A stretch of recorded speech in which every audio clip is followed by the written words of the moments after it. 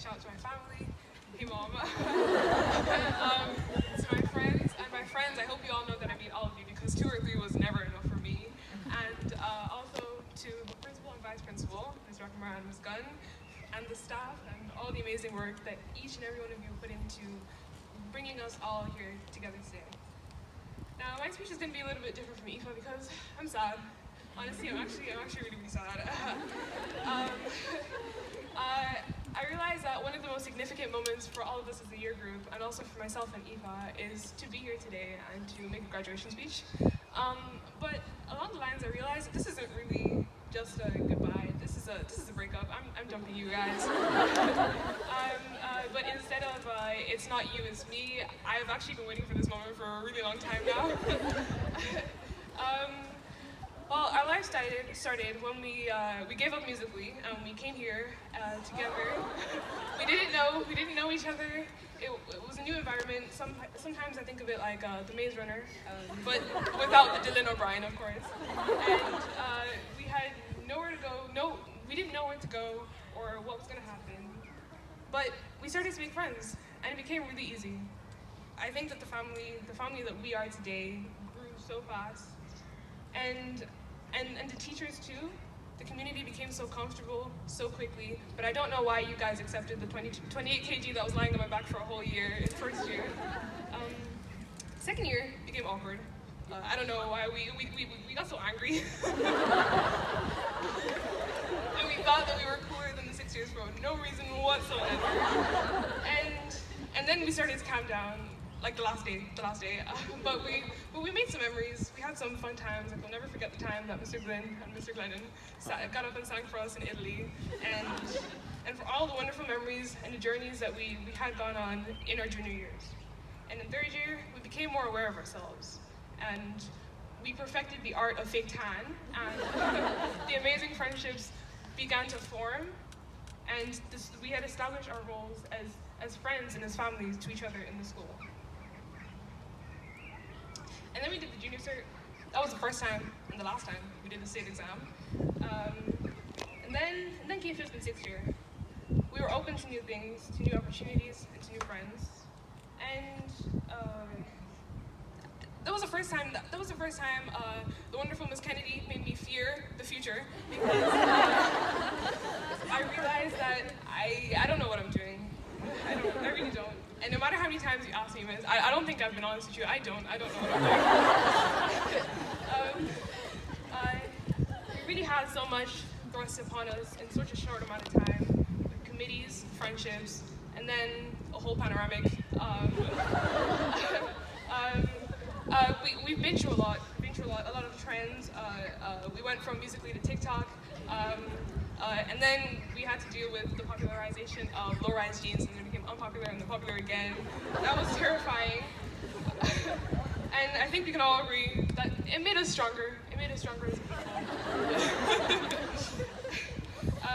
Yesterday, during RSC, Miss Sheelin, I asked Miss Sheelin during class to give us a piece of advice as to what to do for the future. Because, like I said, we have no idea what we're doing. And she said, be activists. Because there's so much for us young people to do in this world, this really scary world. And young people have been constantly put down. And we've been told that we are naive and ignorant. But I've been thinking, and I believe that we've already started. Because last summer, we young ones, as they might call us, became accountable for how we choose to educate ourselves on the continued civil rights movement. We took initiative ourselves to protest for justice and to have conversations with people who might not have felt ready before. We have shown that we can become beacons of change in this world. And I can say genuinely that I was so blessed to have met all 119 of you and to become friends with all 119 of you. Sorry, 120, I can't forget Mr. Carney. And I learned that you guys aren't afraid, because you guys got up and you had conversations and you started change at such young ages. We're all ranging here from 16 to 18 or even 19 for some of us. We became beacons of change so early on in our lives.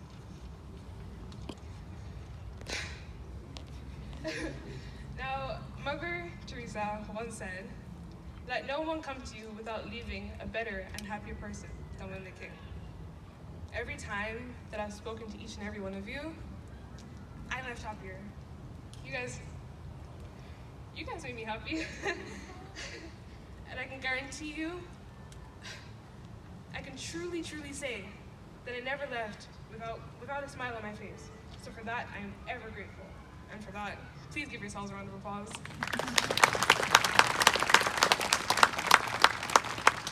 I'm gonna give you guys another quote. I love quotes, except Paul Durkin, I just can't. This one is it's from Winston Churchill, the late great Winston Churchill from the UK. At the age 24, he left a message, and I think this message really resonates with all of us. Like I said, from what we've been through in the past year, and what we've learned, and the way we've all managed to grow so drastically as people. He said, "Hear this, young men and women everywhere, and proclaim it far and wide. There it is yours, the fullness thereof. Be kind, but be fierce. You are needed now more than ever, so take up the mantle of change, for this is your time." I know that we're all sad that we're leaving each other. Some of us more than others. Apparently you guys won't miss me that much. But it's okay. It's okay because we've managed to learn so much from each other. We've grown from each other. We become young adults from each other. Came from young girls who didn't know what we were doing, and for some reason our fake tan always smelled like a dog or something. And then we grew into women. And like I said before, we went from Musical.ly to TikTok really quickly. So, what I have to say to you is don't be renegade, but be radical in your kindness and your expression, because the world is your oyster. So run, and run really fast, but take your time, because you can. And finally, a few words inspired by writer Shonda Rhimes, who created the show Grey's Anatomy, which myself, Ms. Thompson, and Anya are not watching at the moment because of school, right? Here goes. Today, we become members of the world. Today, we become accountable for more than ourselves, our families, and our grades. Today, we become global citizens. Today, we get to make the conscious decision to change someone else's lives. But you've already begun, because you changed my life. And you changed the lives of the people in this school, and you've left yourselves with trademarks of not only the smell of fake tan, but a lot more. You left kindness, you left hope, and you left strength. You left strength in such a difficult year. I decided to write a poem. Like I said, I don't like poetry, but it came to me apparently. And this one is inspired by Wordsworth, I think. And all right, here goes. I will arise and go now, but not to Innisfree.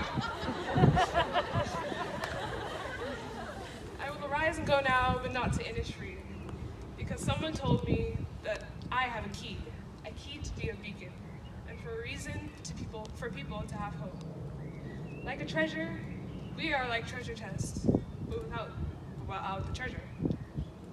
But without the chest, excuse me. But we do not know what we're going to unlock. We do not know where we're supposed to go. But the person says that we're supposed to go everywhere. Everywhere, because nowhere is perfect. But it is possible for us to make it perfect. Realist or idealist. Things are born and built, broken and sideways. But it is up to me to fix it. You will arise and go now, but not the Innisfree. Because the cabin is too small